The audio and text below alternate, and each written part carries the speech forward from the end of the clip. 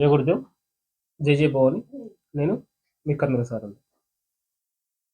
రీసెంట్‌గా బంగ్లాదేశ్‌లో ఎప్పుడైతే షేక్ హసీనా గద్దె దిగిందో, షేక్ హసీనా గద్దె దిగిన తర్వాత నుంచి హిందువులపై జరుగుతున్న దాడులకు దగ్గర దగ్గర 2200 మంది పైన కేసులున్నాయి మన హిందువుల పైన. పాకిస్తాన్‌లోనైతే ప్రతి ఏడాది జరుగుతూనే ఉన్నాయి.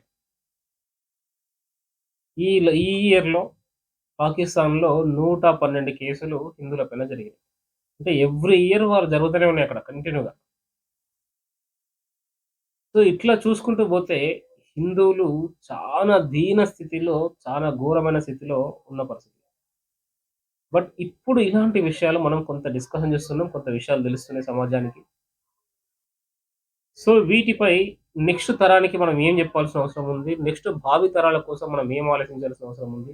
భావి తరాల భవిష్యత్తు కోసం మనం నిర్ణయం ఇప్పుడే తీసుకోవాల్సిన అవసరం ఉంది అని నాకనిపిస్తున్నది. సో, దీనిపై మీ అమూల్యమైన అభిప్రాయాన్ని కింద కామెంట్ ద్వారా తెలియజేయండి. ఈ వీడియో ఇప్పటి వరకు చూసిన వెంటనే దేశం కోసం, ధర్మం కోసం ఏదో చేయాలనే తపన ఉన్న వాళ్ళు మాత్రమే చూస్తారు. అదే ధర్మో రక్షిత రక్షిత అన్నట్టుగా ఈ ధర్మంలో భాగంగా మీరు గూడా ఈ వీడియోని 10 మందికి షేర్ చేయండి. ఇంకో 10 మంది మనము దేశభక్తులను, ధర్మభక్తులను తయారు చేయాల్సిన అవసరం ఉంది. జై హింద్, జై భారత్. నేను మీ కందుల సారంగ.